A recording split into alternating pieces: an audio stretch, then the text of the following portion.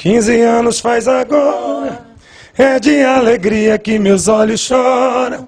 Meu pequeno anjo que agora fascina, para mim vai ser sempre minha menina. E voltando aqui com a sexta parte da continuação da história de Rick e Renner.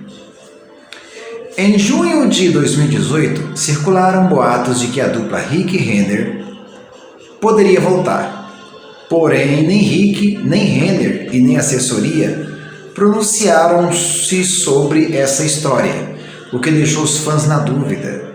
Esse suspense continuou até o dia 12 de agosto de 2018, quando, para a surpresa de todos, Rick e Renner anunciaram oficialmente a volta da dupla no Domingão do Faustão, e assim divulgando a turnê Seguir em Frente, que deveria durar 2 anos e que está percorrendo diversas cidades do Brasil.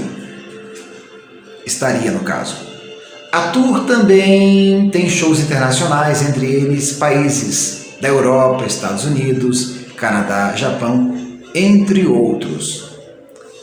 Abre aspas, reconsideramos a volta graças ao carinho que recebemos dos nossos fãs, nos apoiando nessa jornada. Com certeza será um projeto que terá muito amor envolvido, claro, comprometimento sério, detalhou Rick. O projeto trouxe um CD com 17 faixas regravadas, com os maiores sucessos da dupla Rick e Renner, e uma canção inédita, Como Assim, de autoria de Rick.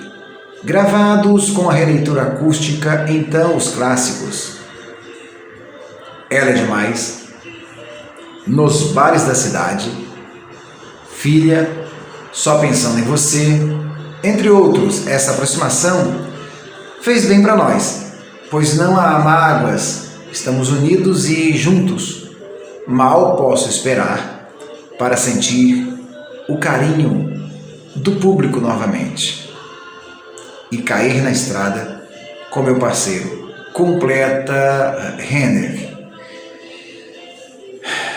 É isso aí, gente. E essa é a história da dupla Rick e Renner, e a gente vai parando por aqui e dando mais uma sequência à 7ª próxima parte. Um abraço a todos.